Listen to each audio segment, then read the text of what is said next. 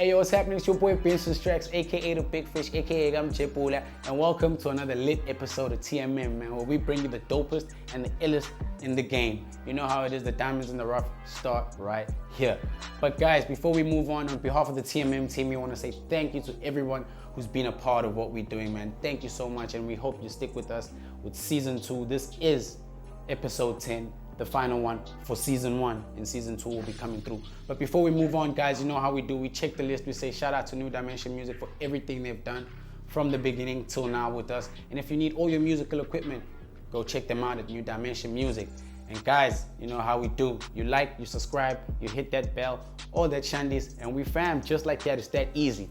And then you know where to find us on TMM_ZA. That's Instagram, Facebook, The Music Mag, YouTube, The Music Mag. That's so easy though, that's so easy. So guys, today I bring you another dope artist, man. Guys from Durban, been doing his thing for a minute now. It's been a long time.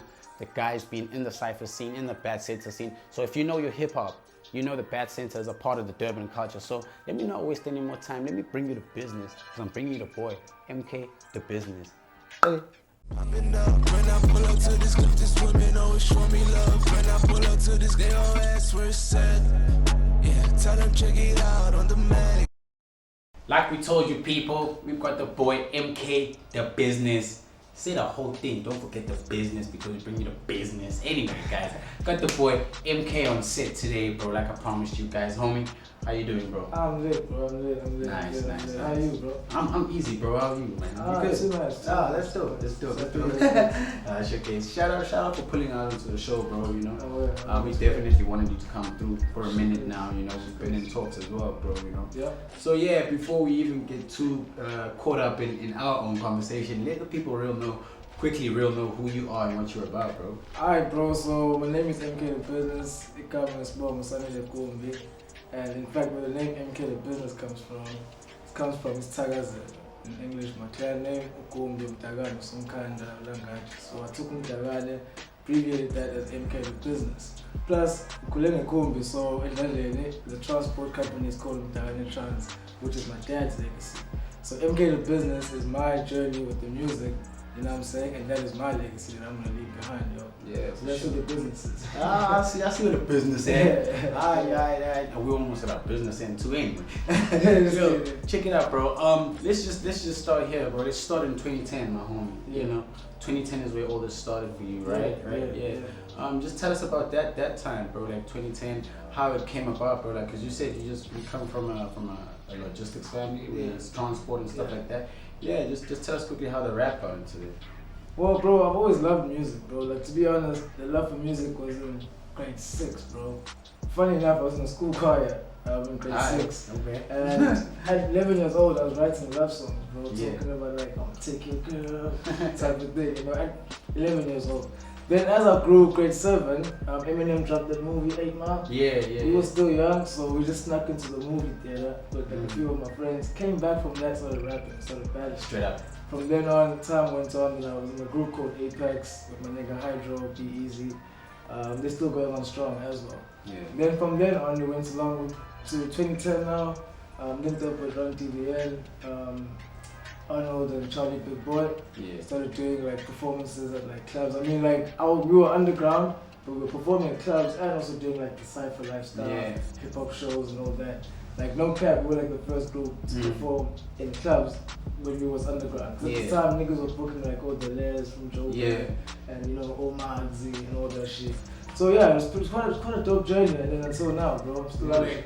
Yeah, that's a crazy journey, you know, from the school choir, from a family in the taxi business, you know. Bro. So if you say underground, bro, so I'm thinking back in the bad center days, bro. Like, so I think that is one of the influences. Yeah. So when I say underground, bro, like back in the time, I'll hypothetically say there weren't many rappers. So at the time, we were doing like that whole Eminem Slaughterhouse thing, but hence I told you that shit came up from watching 8 Mile. So as I grew to who I am today, I just started like embracing my heritage, meaning like embracing who I am, which is a Zulu man. Yeah. Well, niggas always want to talk like, how you rapping Zulu with you in the verbs? but they forget that I come from the hood as well. I didn't just my pops. Yeah, that don't mean nothing, bro. You know what I'm saying? I just moved out. At home I speak Zulu. At home I speak Zulu. You Zulu, because I'm Zulu. Yeah. You know what I'm saying? Yeah. So from then till now, I'm having the best time of my life, bro. Like the artist I grew to now, I'm happy with him, bro. I'm happy with MK. Oh, that's dope, bro. Cause like MK, bro, like you say, man, like you're trying to do you as much as possible. You know, you're a Zulu man. You're a homie from Makasana, you know, that just moved to the burg. You know, tell me how's that been? You know, that with guys from the hood and the guys from the burg. Like you say, they be like, hey, yo, how you rapping in this Zulu, but you're from the burbs? How's that transition been from being like the homie Mchita to now the nigga that raps in Zulu, but he's from the burbs? Because I know that happens. You know, I know that happens. How's that been for you? How do you handle that? The cool thing about that with me is that how can I say, I bring the hood to my music. So the lingo, I'm always up to date with the lingo. I go to the hood a lot. When I say the hood, so I'm always around there and I pick up the lingo, and people there that know me on a personal level, they actually love it because I could go there today and learn a word. And let's say you taught me a word, like some Kasi word or some, I'll just say Kota, for example, and I don't know what Kota was. Then when I put it on a song and you hear that, next time you see me like, yo, did you get that shit from me? So it's that whole type of thing, which is pretty cool, man. It's an interaction. Yeah, it's dope. It's cool. No, for sure. And bro, like I want to get straight into the music with you, bro, because 2010 is a long time ago, which means the timeline's Bali, there's a lot that's happened. So let's fast forward. Let's get into this new music. I know you got a song that was playlisted on Indogozo FM, right? Right. How is that for you? Because I like the fact that you emphasize the fact that you're an underground artist. You know, you came from the underground scene. How does going from the underground scene to hearing your song on radio? How is that for you, bro?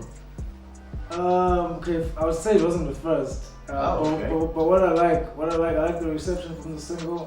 The single's called Sazopila. It basically just talks about Sazopila. We're gonna live. You know, don't lose hope. Hence, I've been doing this for so long, and I've never lost hope. You know, I've always believed. I'm a strong believer of what's the young to happen with Katsan. But as long as you just keep pushing and believe in yourself all the time, even when your friends don't believe in your dog, believe in what you're doing, stand behind the shit that you do. Yeah, for sure. Stand your ground type thing. Of course. So that's how it's been for me, bro. But it's dope. It's dope. It's pretty dope. And after that, did that somehow change your musical journey? The fact that you had a song on radio, you know, because like I feel like you can ride the wave, or you can just let it slide, my homie. You know. Yeah, so, of course. Yeah. So did that in any sense kind of change your life? With me, honestly, bro, the wave you're talking about, like I'm not about the wave. I'm about just doing what I like to do and how I do it. I make music for people, but I make the music for myself before the people. And then it just happens the people like it. Yeah, for sure. Yeah, bro. So it's always about who I am and who I'm expressing. And even the music I make, it's always based around, like, even though niggas would say I trap, I feel like I tell stories and trap beats. And well, that's the type of vibe that I bring to the music, and also just use my language as well. That's dope, bro. That's hella dope, my nigga. So like, guys, we are speaking about MK's music, and I'm just gonna throw him a curveball real quick, because I think a couple of episodes ago we spoke about this with another homie.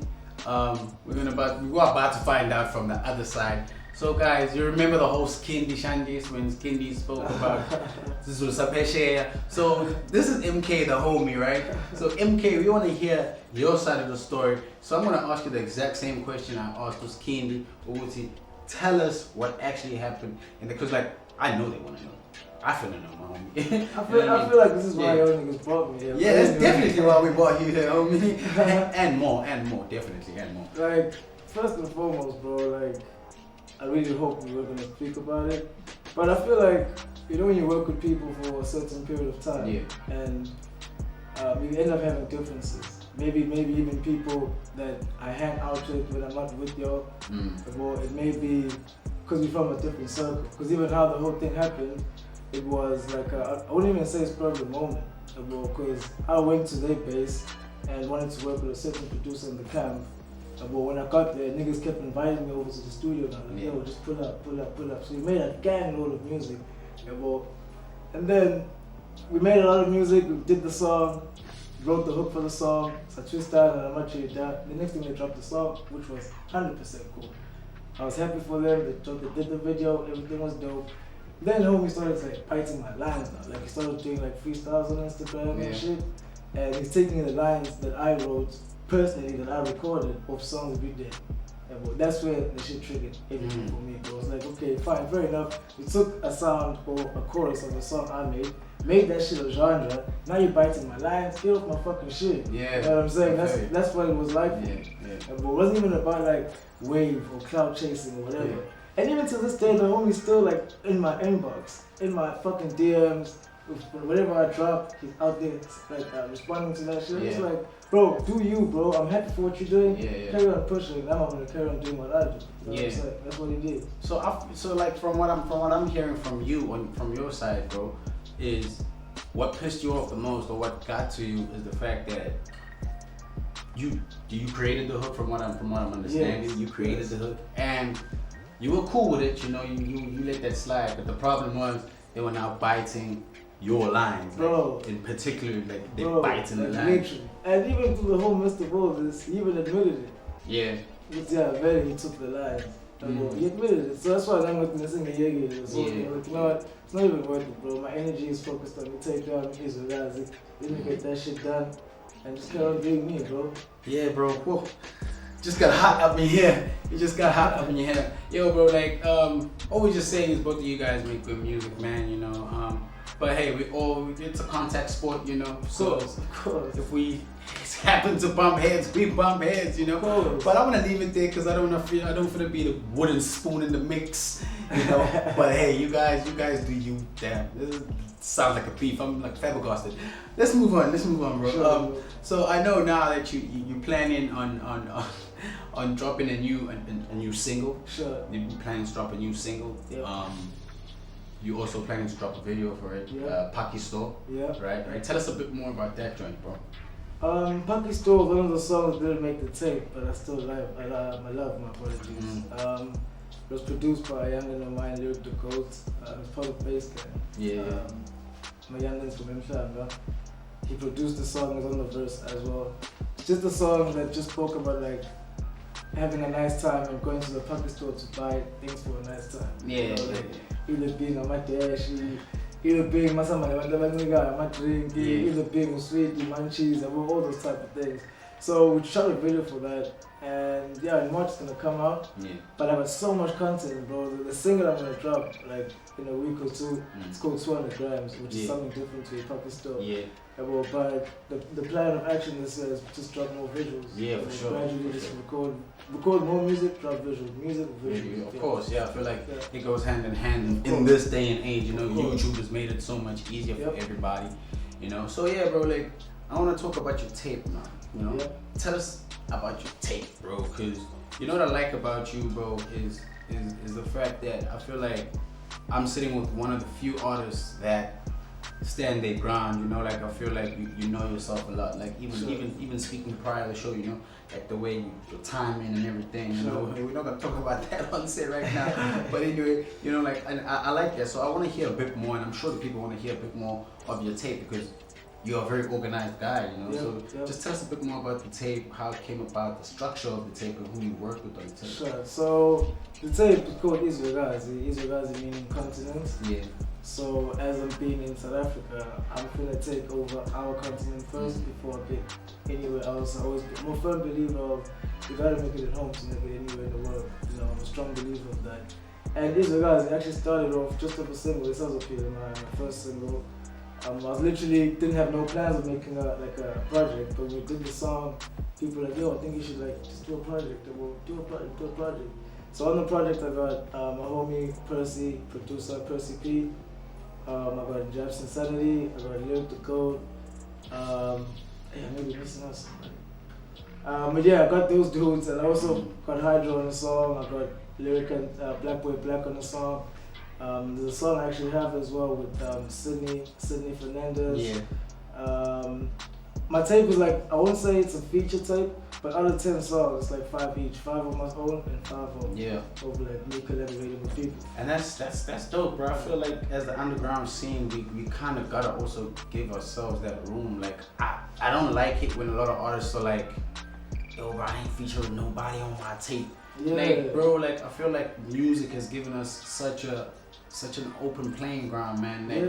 Like we spoke earlier, bro. Like I told you about like my thought of music and how I structure my stuff with features and stuff. Sure. You know, and I feel like a lot of artists are trying to be in that level, to say, you know, I've already blown up, but homie, you ain't blown up. You know, and there's nothing wrong with that. Yeah, there's nothing wrong with being confident, but always make sure that what you say does not land wrong on other people's ears. That's what it is. And I definitely like the fact that you split it up like that. You went solo on a few songs, and then you had features.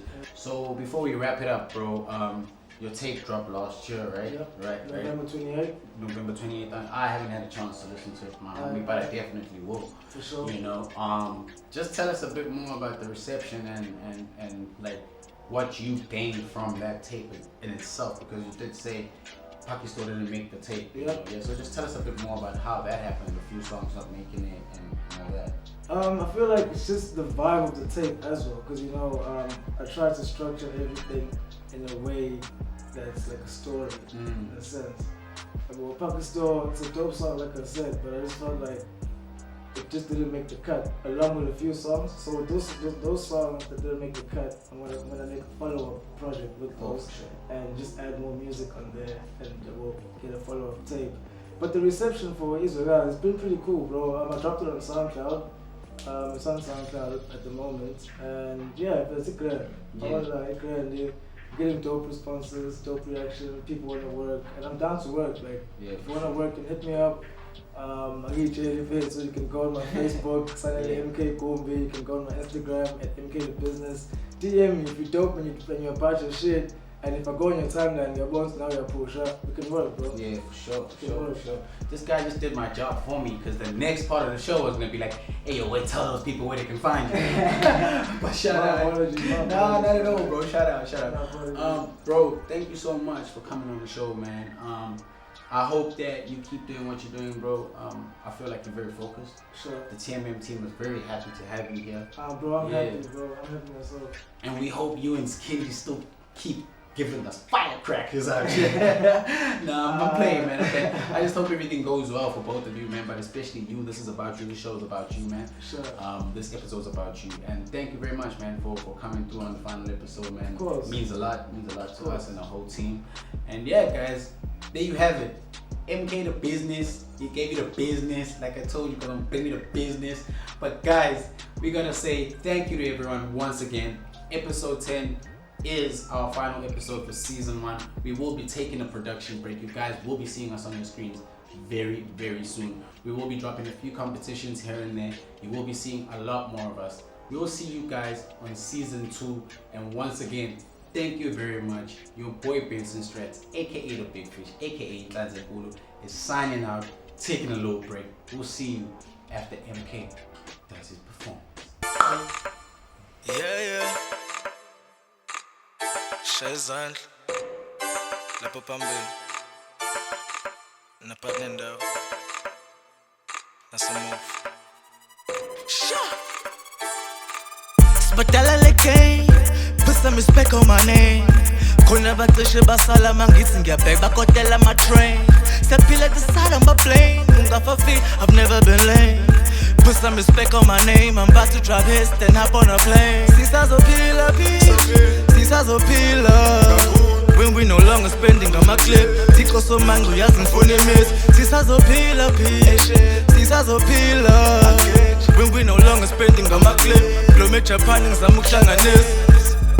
Kiti, ngene kitchen ngistapela imili yamashi kidingi fumdeni ungadlini. Cross poverty nenkonzo eThekwini. Funa property phezulu egilisi. For asses and apple ngistela benches. Buso buyashisa kaqhwiza umentshisi. My honey so sweet uhlafuna ulichis.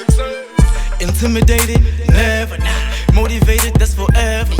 Now we're local, you can do it. Ungabanqana abantu. Berek, same old different story. Got in Gingela fit no category. First trip at Gola nigga hit the bori. Then picked up a habit, now my mama worry. I'm inspiration to the youth. Angisangciki pussy juice. Angazi nginqe with the truth. I'm true to myself in everything I do. I'm inspiration to the youth. Himaleti ngithela juice. Your favorite rapper I got tools. I'm true to myself in everything I do. Sibadala le game. Put some respect on my name. khona bacishe basala mangithi ngiyabheka bakotela ama-train siyaphila decide on my plane ungafa fit I've never been lame put some respect on my name I'm about to drop hits then hop on a plane sisazophila when we no longer spending on my clip Tiko so mango yazi ngifuna imiss sisazophila when we no longer spending on my clip Glome Japan ngizama ukuhlanganisa Sibadala le game angana bashaya noma ungahate ungihambela inyanga hey yami indlela iyashika iJapan nansi nentwana uyakhulula iyami gotta protect that little nigga like a protect Rolex nigga sukela kudala ngibakhila ngenamba ngilambela iGrammy first quarter kulesamba akekho zingifika angithinte angimiss chitty business no stress iphilisi ngishishilize enye insizwe ngayigili we here to live nama-treat that we live pay me in cash I don't have time for a queue in the bank to cash a check hit in the bank and then hop on a jet mukhuluma ngami you put some respect I'm inspiration to the youth angisanciki ngiphuza ijuice angikaze nginqe with the truth I'm true to myself in everything I do I'm inspiration to the youth imali yedingi ithela ijuice your favorite rapper I got tools I'm true to myself in everything I do sibadala le game put some respect on my name khona bacishe basala mangithi ngiyabheka bakotela ama-train siyaphila decide on my plane ungafa fit I've never been lame put some respect on my name I'm about to drop hits then hop on a plane sisazophila when we no longer spending on my clip Tiko so mango yazi ngifuna imiss sisazophila when we no longer spending on my clip Glome Japan ngizama ukuhlanganisa